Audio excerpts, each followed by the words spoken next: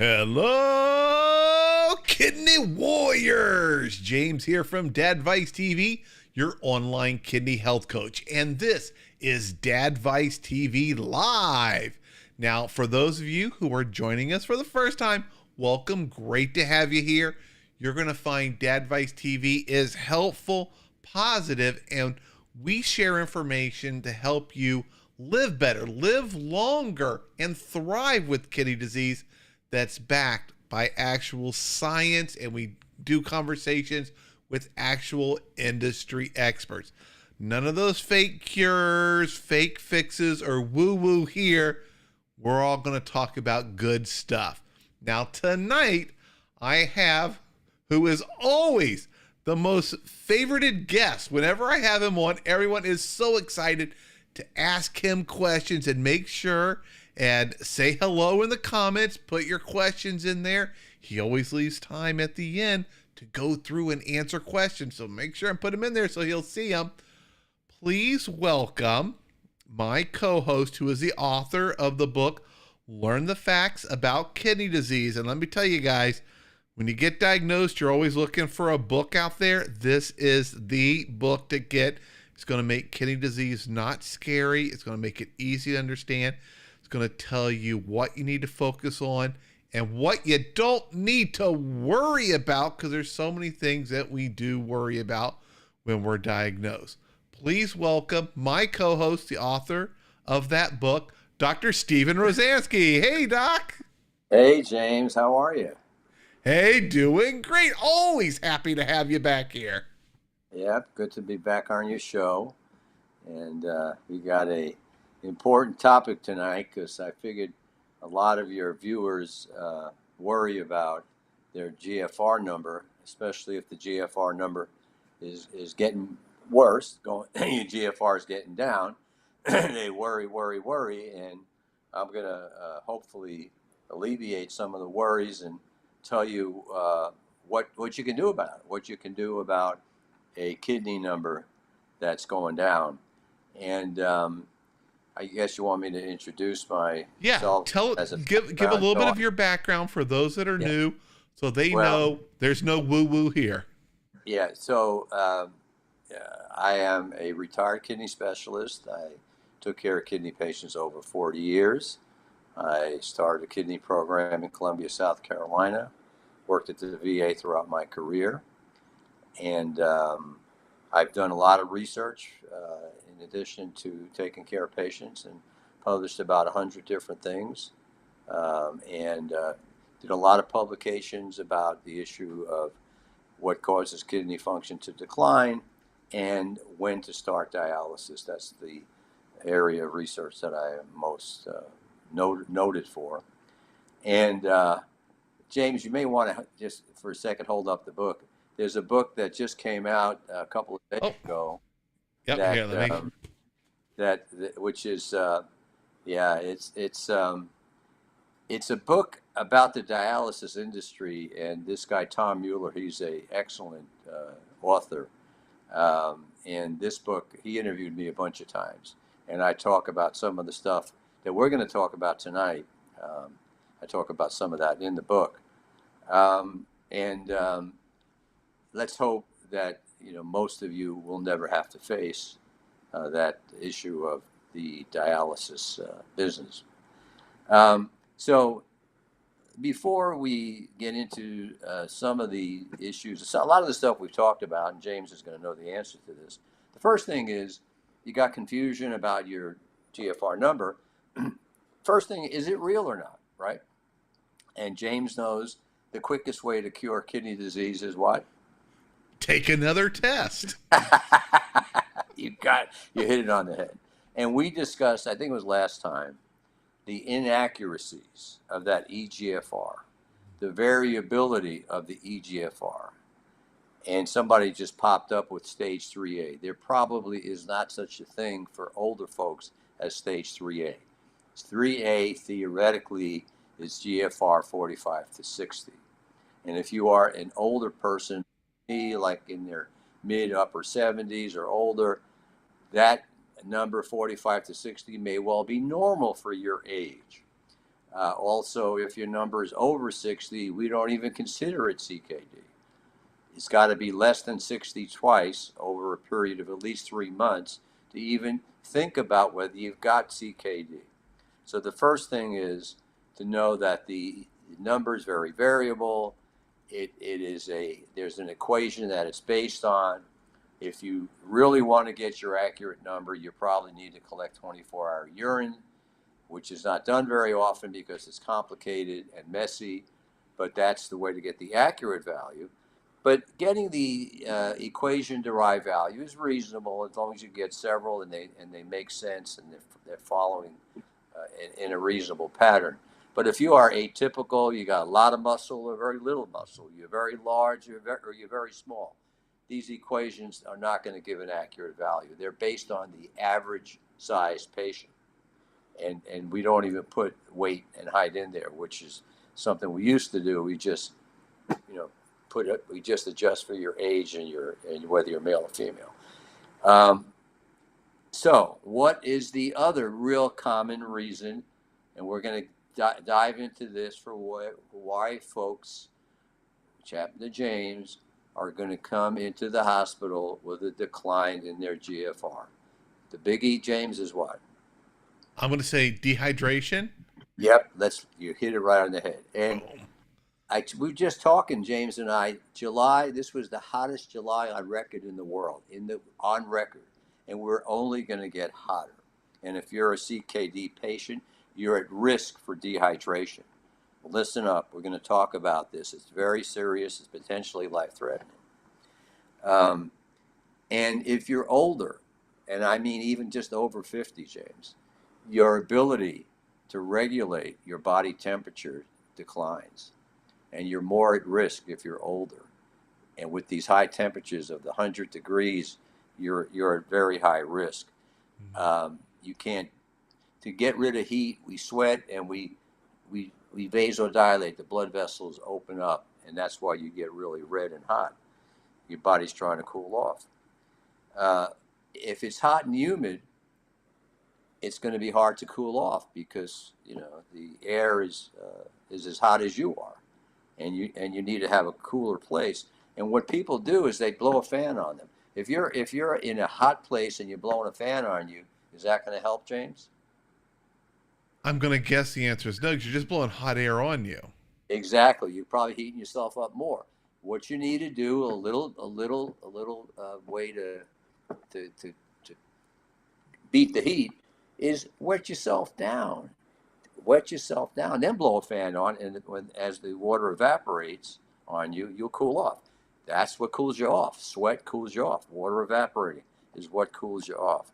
There are 3 types of heat emergencies. The first one is cramping.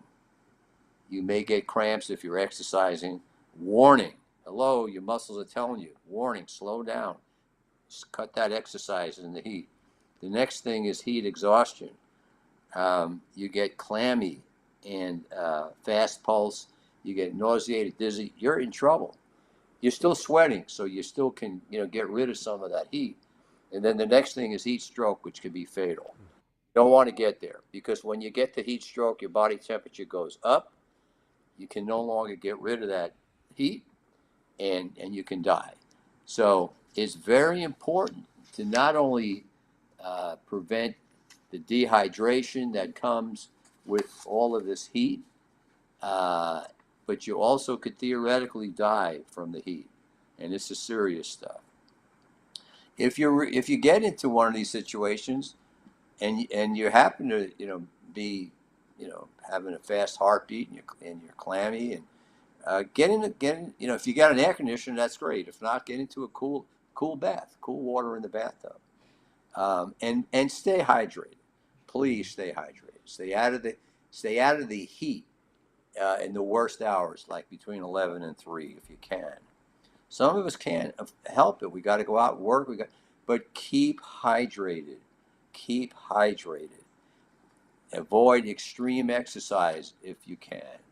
If you got to work outside, stay hydrated and try to cool yourself off. And don't be drinking alcohol. That will make things worse. And you can try to prevent the dehydration and decline in GFR by making sure you always stay well hydrated, and try, if you're indoors, you don't happen to have air conditioning, you can try to use fans, you can try to put your shades down, and you turn off electricity that's generating heat. All right, let's dig into the more specific stuff. What if you are one of these patients that has albuminuria, protein in the urine, and we talk only about the albumin? That's been the thing.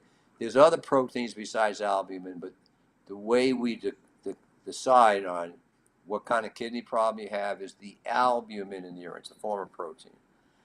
And if you have a decline in your kidney number and you've got significant albuminuria, you need to do what we're going to talk about in just a minute. What is significant albuminuria, James?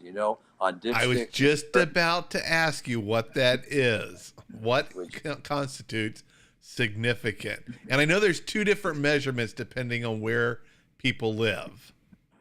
Well, dipstick is the easiest thing. And I'm not going to dive deep into dipsticks, but if you are consistently running 2+ on dipstick or more, you got significant proteinuria. You may even have a 1+, depending upon whether your urine's concentrated, but 2+ for sure. The other one is, there's a test that your doctor, your kidney doctor, your GP should do. Anybody with kidney disease needs to get the urine protein test. It is a test of your urine. They take a drop of urine. They measure the albumin in the urine and the creatinine in the urine. You remember, creatinine is the lab test that determines GFR, your estimated kidney number. That ratio, if it's over 200, the ratio is over 200 in the U.S. because we have different units than you've got in other parts of the world. In other parts of the world, over 20. Okay, that's significant proteinuria.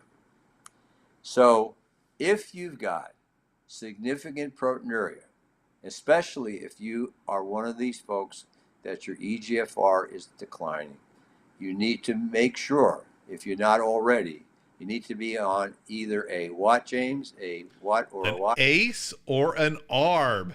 Yes, indeed. ACE or an ARB. The ACEs end in pril, like captopril and enalapril. The ARBs end in tan, like losartan, telmisartan. One or the other, not both. And then there's another newer drug. Those drugs have been around for 30, 40 years. The newer drug that's been around for less than 10 years, you should also be on, especially if you've got declining kidney number and you've got significant proteinuria. What's the other type of drug, James? Remember we talked about? No, but I know I take it. It's the one that starts in S is the drug, right? You're good. S, you're good. It's SGLT2. There we go. SGLT2, whatever. And all you need to know is these drugs, we're not going to do the brand names, the generic names, they end in gliflozin. Canagliflozin, dapagliflozin, empagliflozin, okay? Those, you should be on one of those drugs in addition to an ACE or an ARB. If you got a declining number and you got the protein, you should be on an ACE or an ARB and one of those SGLT2s for sure. And the problem is, James, guess what percentage of people who should be on these SGLT2s are getting them? Take a guess. It's got to be low. Okay, I'm gonna take a guess. 10%. Higher than that. It's like 1 out of 3. Okay, that's good. It's getting better. It's better than I thought. It's getting better, but you folks need to try to figure out how to get one of those SGLT2 drugs, especially if you're one of these folks whose kidney function's declining and you got protein in the urine. It's very, very important.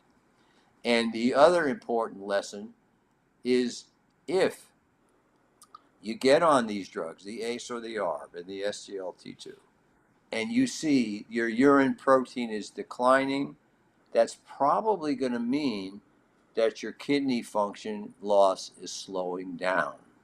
It's a really good sign.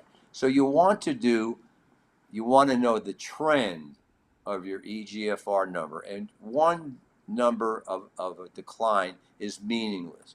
You need the trend. You need multiple data points, multiple GFR numbers to know what the trend is, to know if you really have anything to worry about, okay?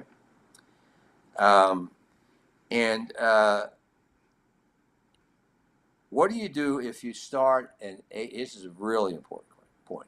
If you start an ACE, or you start an ARB,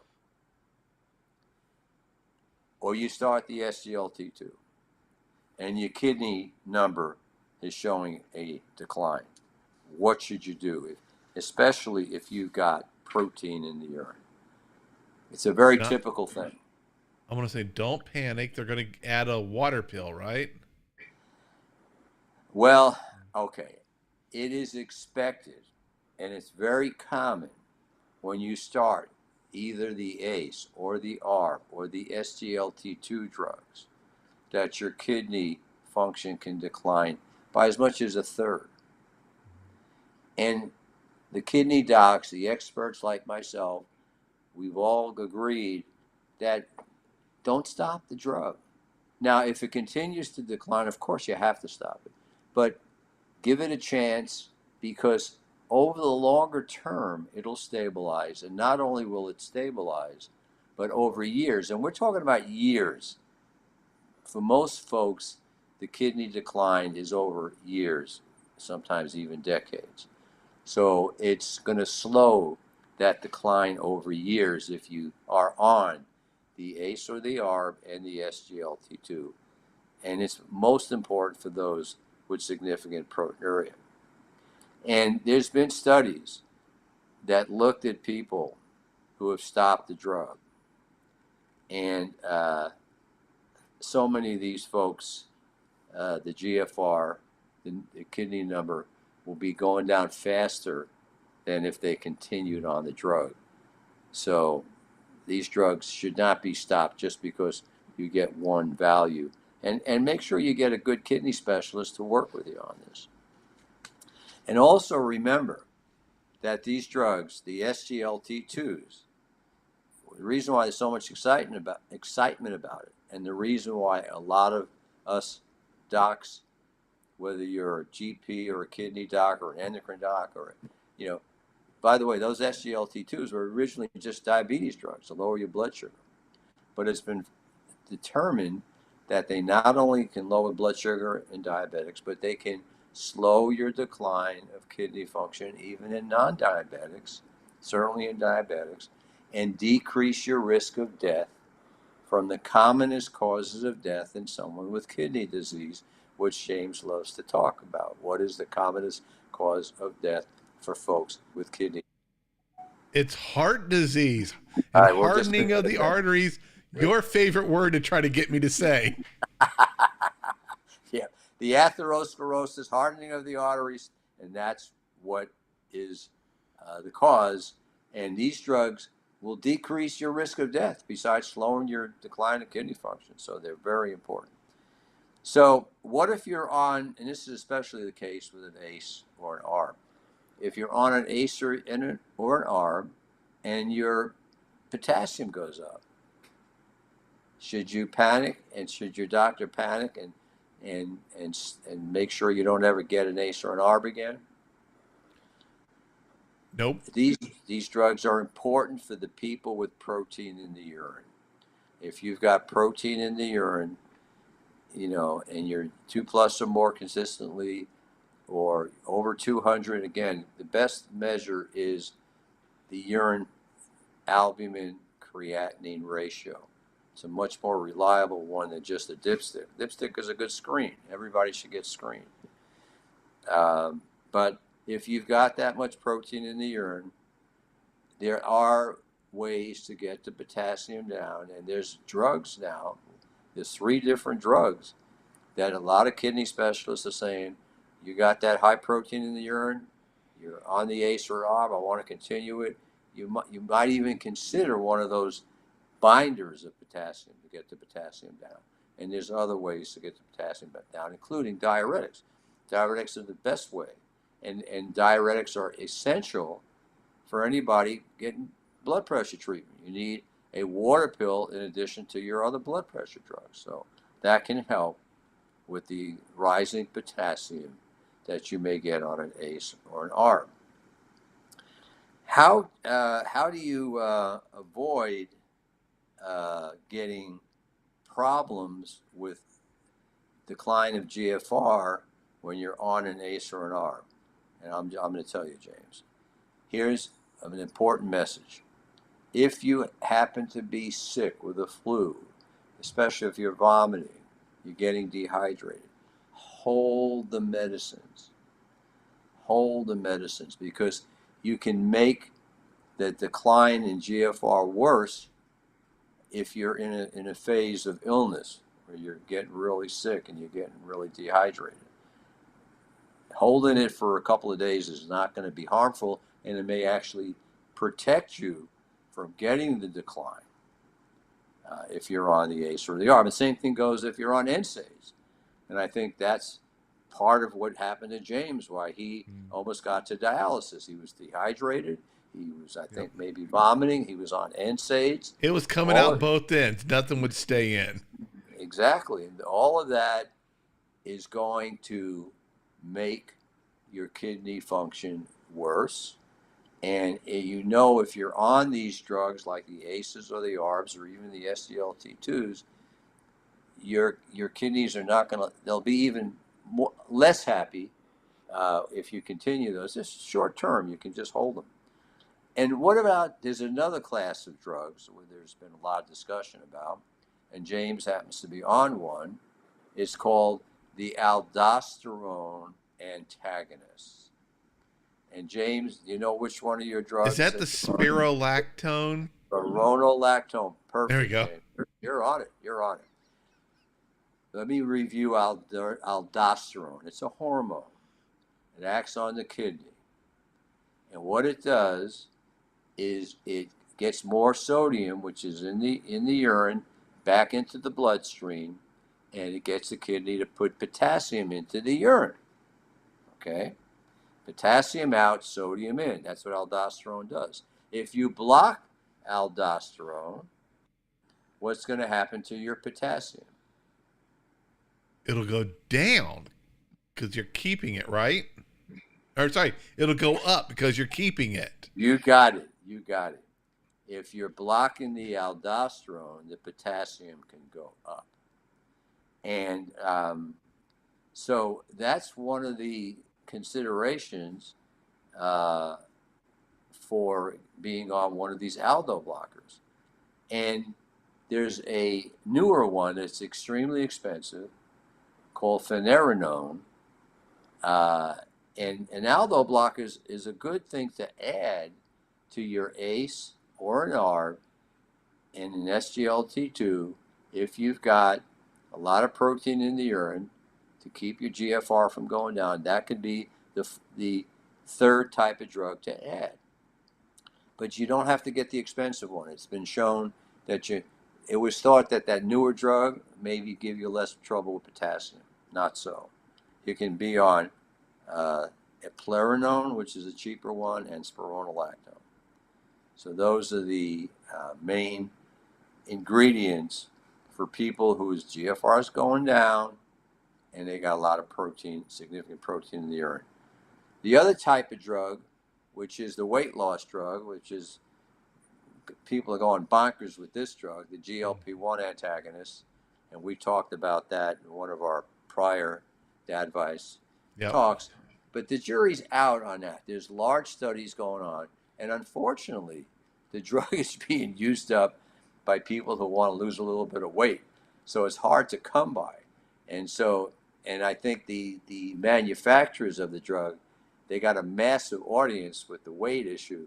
So I think they're not focusing as much attention on the kidney issue, which this drug may well protect the kidneys, and also It may slow, like I said, decrease protein in the urine. It may slow decline, and it may also have a protective effect. It's another diabetes drug. The SGLT2s and the GLP-1s are diabetes drugs. So now another situation where your kidney function can decline is if you have high blood pressure. A very common thing. You go to your doctor, your blood pressure is real high. Let's say it's 180 or 200. And if it goes down, what's the goal blood pressure? What do we shoot for these days? Under 120/80. Yeah, for younger folks, if you're not older, frail, and this the very large recent study called the Sprint study showed that that's your goal, around 120. Now, if you go from a real high blood pressure to 120, your kidneys will not be happy. And there is such a thing, we call it accelerated high blood pressure, where your blood pressure is very high, 180, 200. And if you lower it quickly, your kidney function will get worse. But over time, it'll get better. So you want to slowly decrease blood pressure if it's real high. If you do it too fast, you may make the kidneys unhappy. Okay? And, all right. Okay, now we're going to get into the more heavy-duty stuff.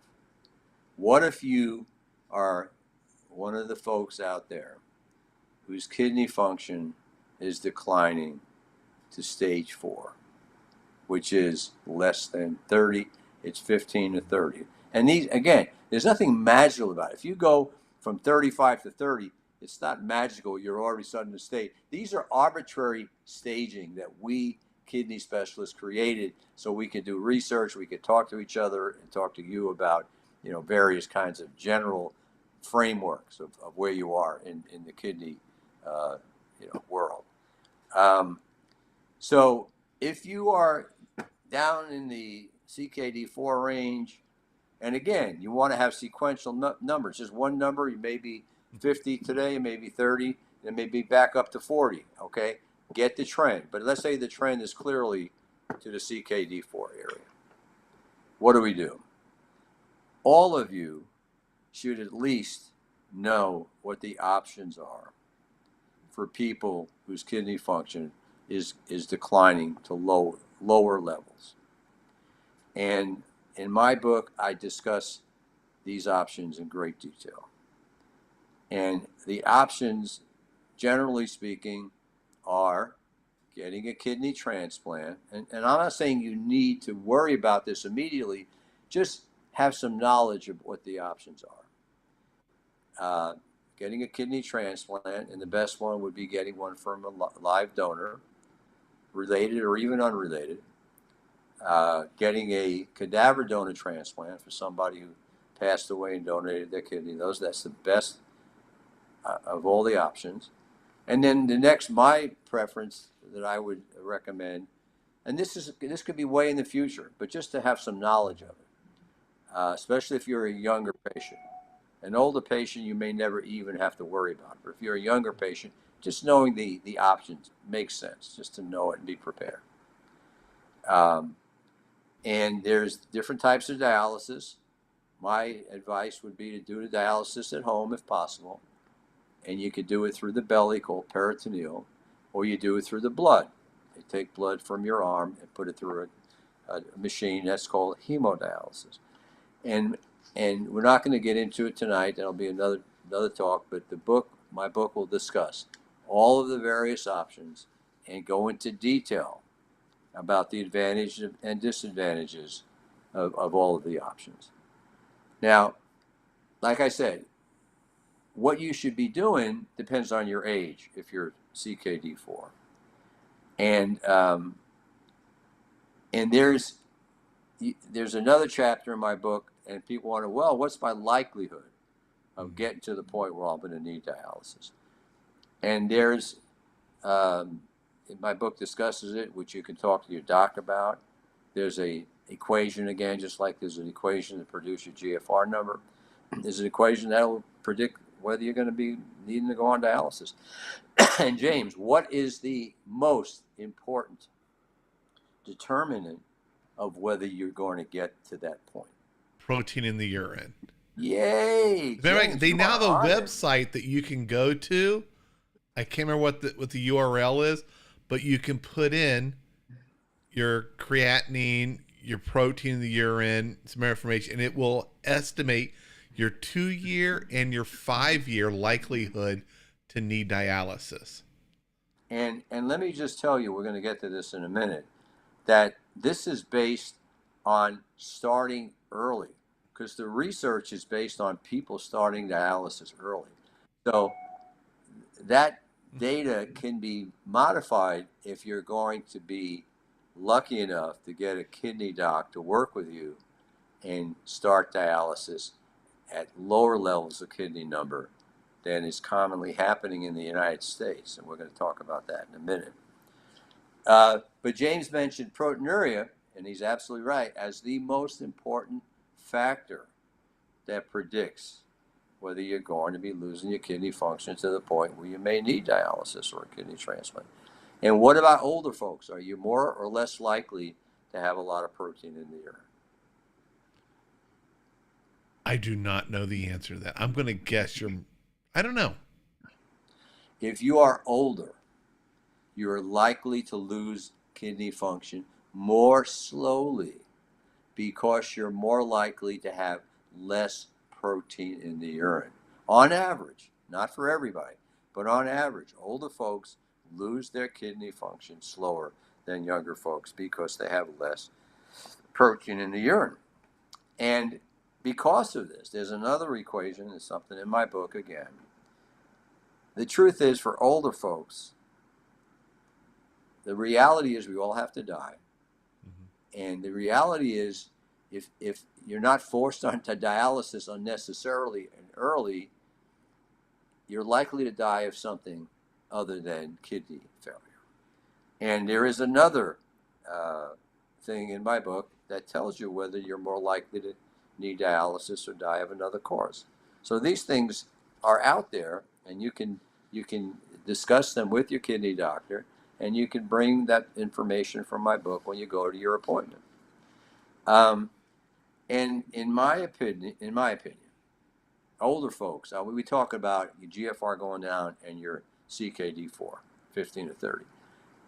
My advice for older folks, I'm talking about 70s, 80s, 90s, I wouldn't even worry about, all of these options at 15 to 30. I would say when you get below 15, maybe then is the time.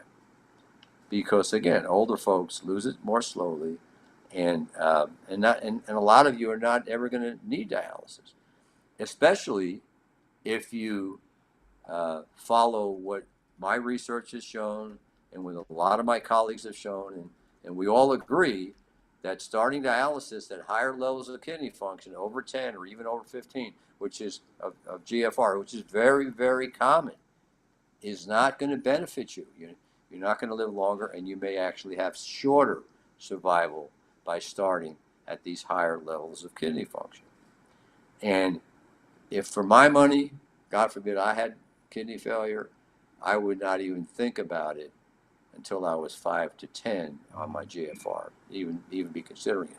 Now, there can be situations where older folks, and I've seen this a lot, will get started, and it's not unreasonable. If your heart's really weak, right, and you're on the maximum dose of water pills to get that fluid out of your lungs and to breathe better and get it out of your legs, but you're still short of breath, and your doc's using the best combination of diuretics and heart failure medicines, sometimes you may have to start in the 10-15 range. I'm not going to rule that out. But for those of you who are not in that situation, no need to rush. No need to rush. There's actually reason not to rush. Exactly. There's very good reason not to rush, because dialysis is miserable unless you have to have it. It may be life-saving, but you don't want to volunteer to go on dialysis early.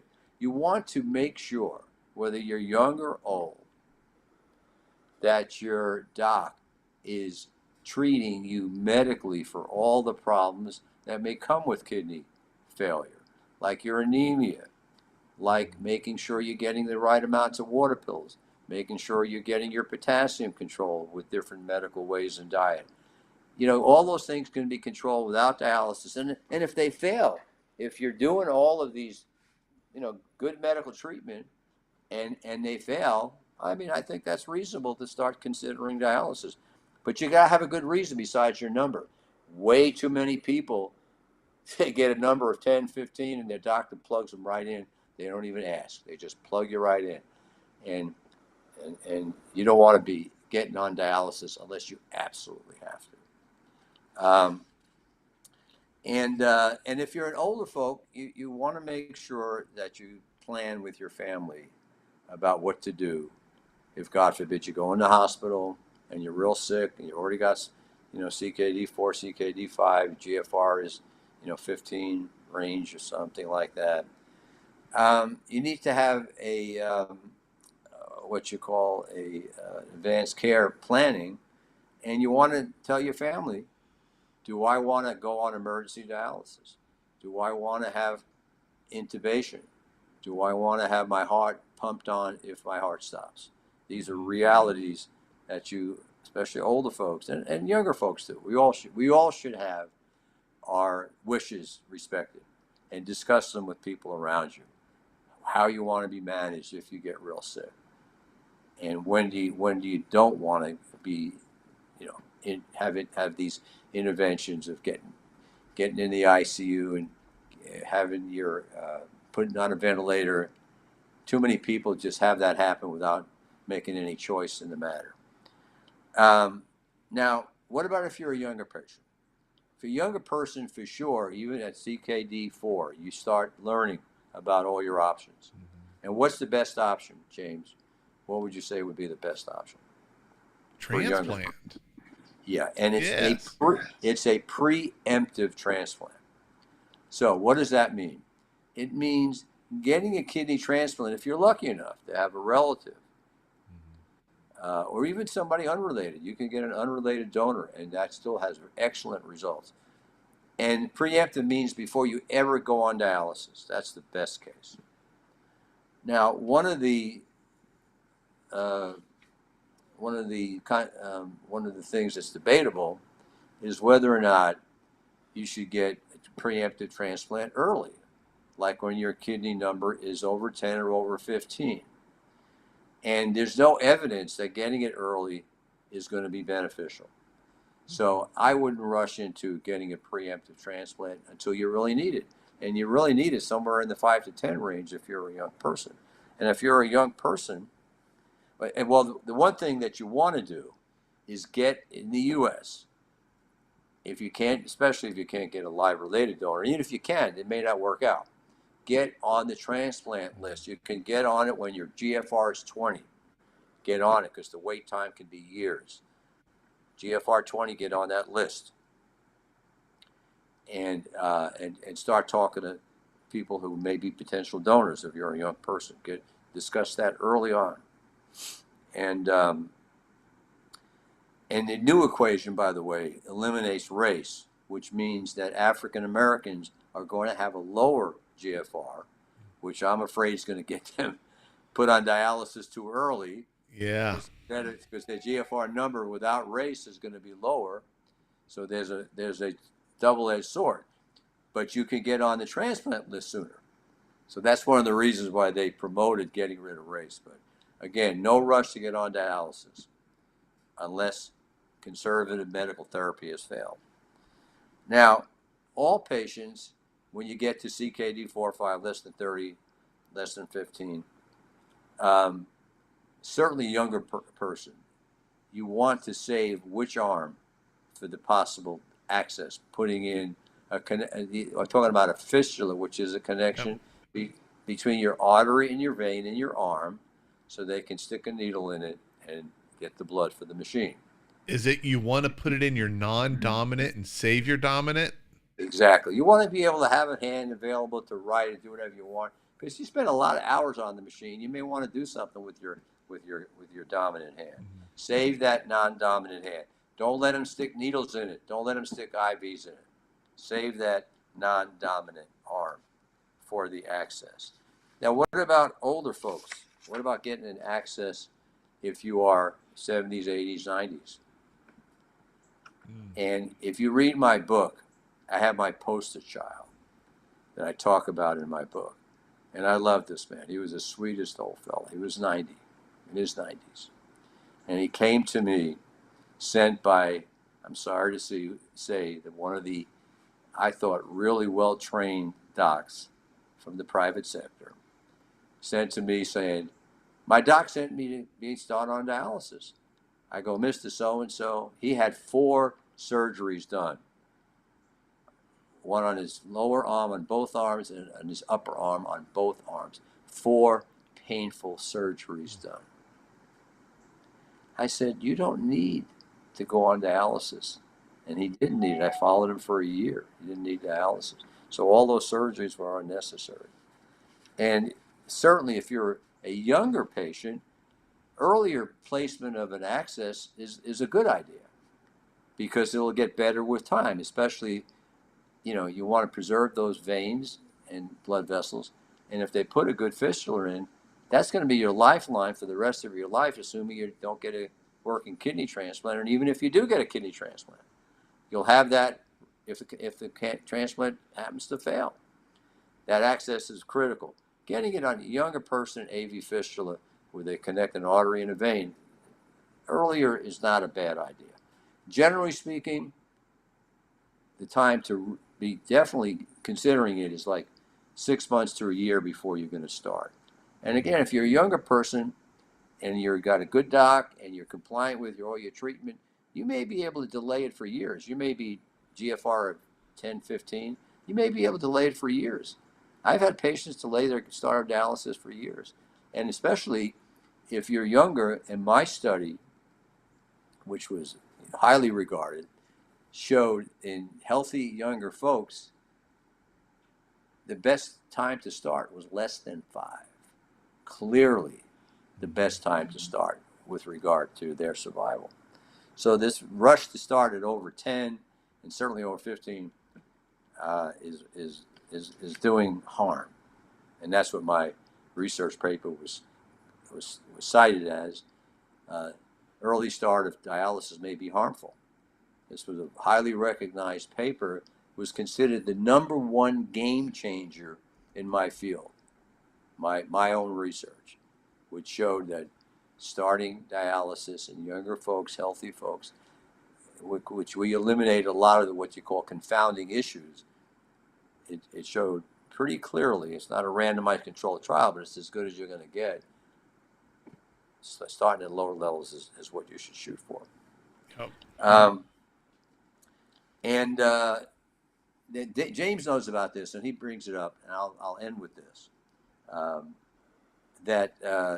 James had it. You can have a GFR 40 or 50, and you can get an acute dehydration, and you can go down to 15, and you could be like James. They want to plug you on dialysis. Don't let them. Get that cause of what you call acute problem, where you get dehydrated, or you happen to have a fever, or you happen to have an infection.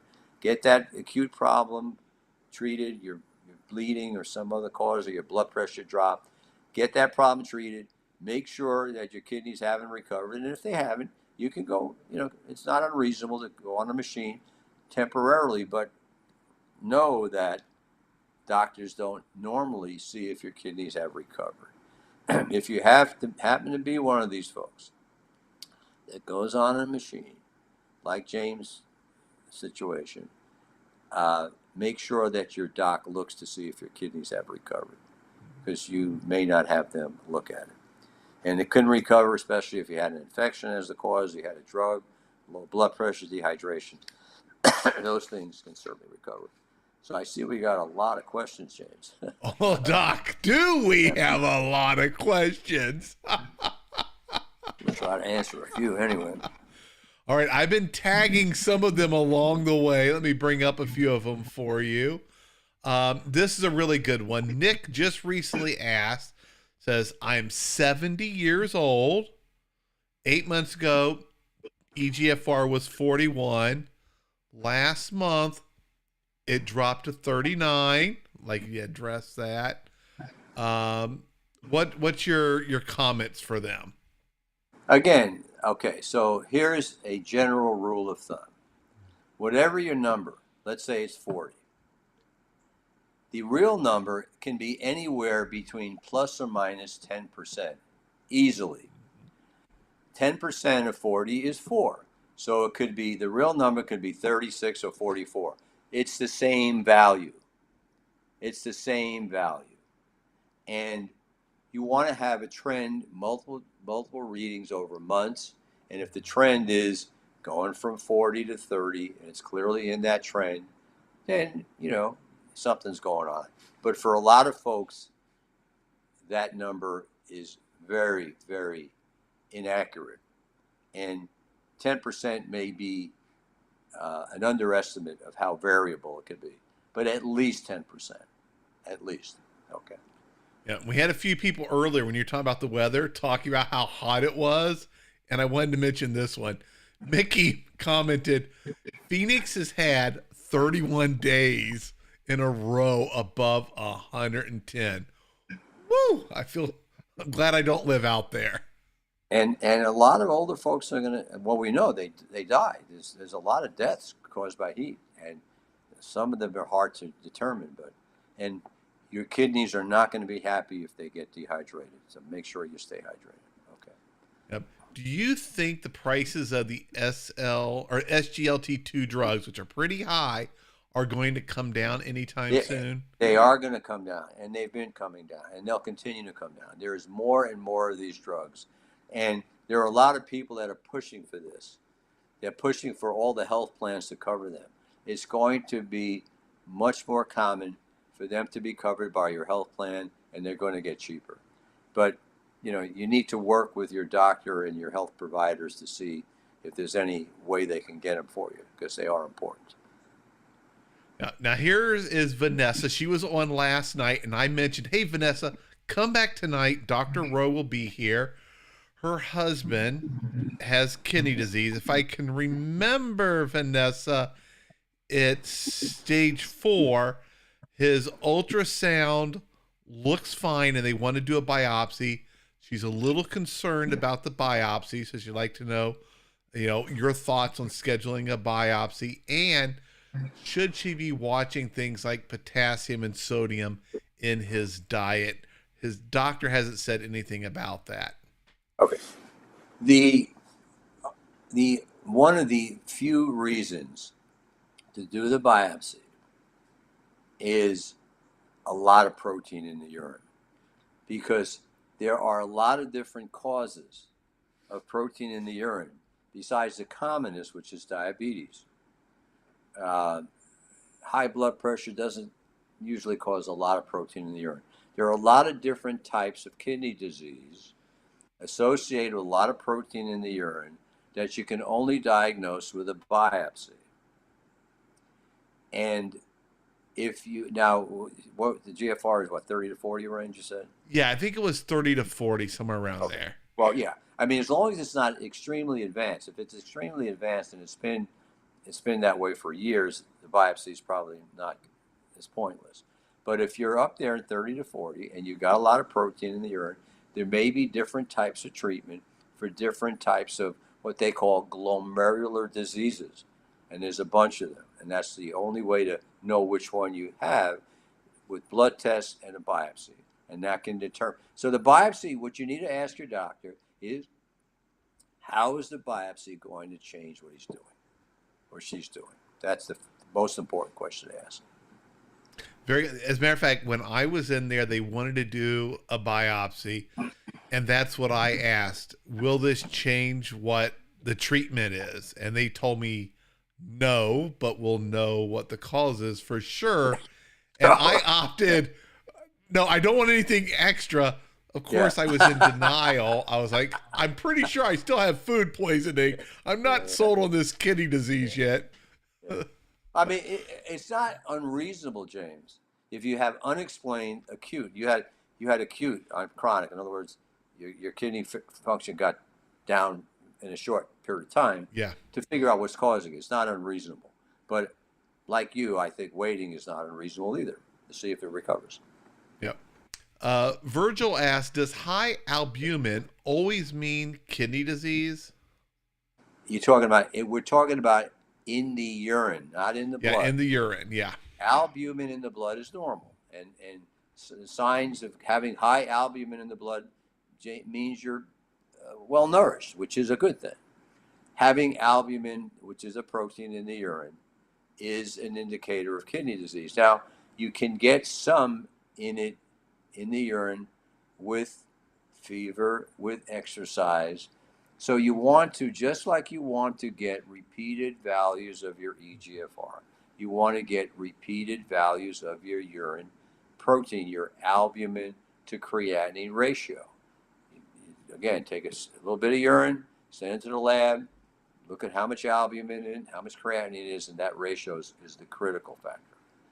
Yeah, and you also just addressed a question Holly had, which was, what was the lab test to look for the albumin in the urine? That is the urine analysis. Pee in a cup. Right, but the more exact way, that's a screen. The dipstick is a screen to see if you got any protein or not. And if you've got 1+ or more, you got some protein. 2+ or more, you definitely got significant protein.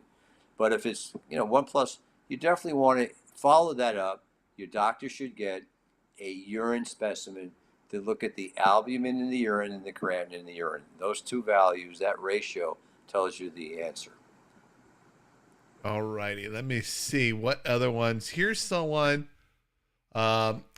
He's in India. His mom's 65. There's a lot of stats on here. I'm not sure exactly what the question is. Looks like his name is Sujal. Sujal, please retype your question, and I'll pull it up for Doc, and see what he has to say about it. Let's see. Do you see any of these you want to answer, Doc? I'm scrolling through. There's so many popping up. I'll look at it. Okay.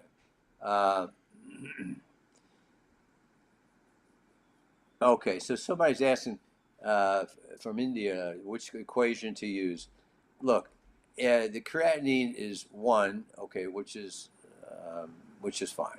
So, and no protein. If your creatinine is 1, you have no protein. Don't worry about the equation. You don't need an equation. Creatinine 1, no protein. You don't have kidney disease. Not to worry. And there, again, someone says between 2 and 3A, there is no such thing. We don't talk about stage 2 anymore unless you've got protein in the urine. So you do not have kidney disease by current definitions unless you've got a eGFR consistently below 60 or you've got significant protein in the urine, 1 to 2+ protein, repeated. And you could have 1 to 2+ protein and over 60, then you have kidney disease. But if you don't have the protein and you're over 60, a lot of labs will not even report that value. It's not a value for anybody to be concerned about. I like the ones who do not give a number above 60, that just say above 60. I think that's the better way to go. Coco saying my number is 9. So Coco, a eGFR of 9, you certainly need to know what all the options are that I discuss in my book about dialysis and transplant. You need to discuss them with your doc. You definitely should be thinking about access, getting an AV access, because you're close in I think anybody's book to potentially need to go on dialysis. There's no relationship, Philip, between protein in the urine and pain, none at all. And there's really no relationship between alcohol and your kidneys. So you can have alcohol, but again, don't be drinking if you're out in the heat. Diabetic 21, if you're 21 and you're 21, yeah. So if this person is Laura, who's 21 and has a CKD 3A, which means Laura is between 45 and 60. That is kidney disease. But the most important thing, Laura, and you, James, look up Corendia. I'm not sure what that drug is, what the generic name is, Corendia. I'll look it But up. yeah, but basically, you do have, that could be kidney disease. The key thing, Laura, is how much protein. Do you have any protein?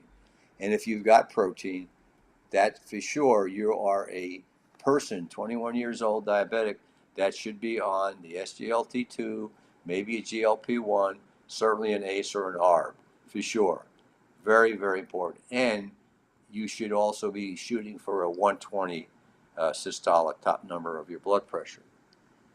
Yeah, that Corindia Yeah. is finer enone. Finerenone, okay. So that's I'm one. so bad at this. Okay. So, Laura, you should, no, I would say that's not the most important drug. That's low on the list of drugs for a diabetic. That there was a recent study by a colleague of mine, and again, we just mentioned that's an aldo blocker. Okay, that's Corindia is the finerenone. It's an expensive drug. There are other drugs that are better, but you should for sure. That's a third or fourth line drug. First line you should be on ACE or ARB. Second line you should be on is SGLT2.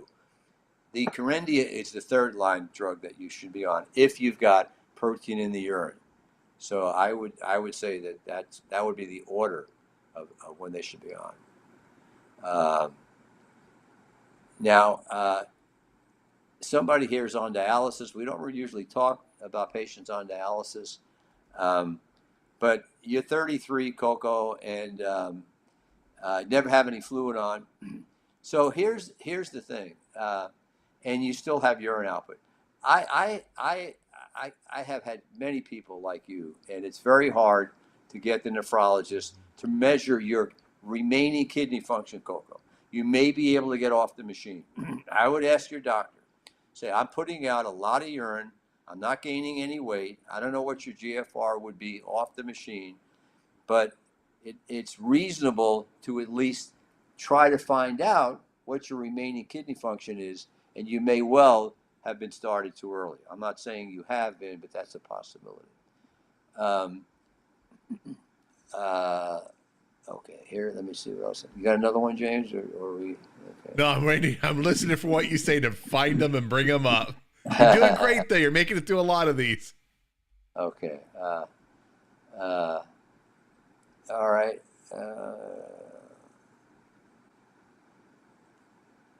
I'm not sure what Hector means compatible with. I mean, I don't know if he's dating. Oh, for the compatible, that was with kidney donors. There were a number of questions about how do they know if they're compatible with someone. Okay. Well, look, there's this tissue typing. It's called HLA typing. So, especially young folks, you want to get anybody who is at all potentially interested and eligible to give you a kidney to get tested. The blood type needs to be the same. That you have to have the right matching blood type. Okay. And if you're AB, you can get an A or a B or an O. So if you're O, you can only get an O. So you need to know you have to have the compatible blood type, and then they do tissue typing. So try to get as many people done to get their tissue typing done to see if they are compatible, and then no forcing people, and it could be confidential. It could be just between the nephrologist and the potential kidney donor. All right, we got time for one more, and it'll be the top of the hour, Doc. Okay. Cut animal protein. Yeah, I definitely. We have discussed the protein in the diet many times. You're diabetic. You should go for 60 to 80 gram protein diet. There's no need for the very low protein diets. It is totally dangerous, especially for diabetics. It is not indicated. There's somebody selling protein supplements, keto supplements for very low protein diet. Bad idea, very bad idea. The only time I would even consider it is a very young person who's got all the other things that you should be doing in terms of the drugs that we talked about tonight. You got protein in the urine. Then and only then would I even consider very low protein with keto-analogs. For 99% of you, that's totally not indicated and dangerous.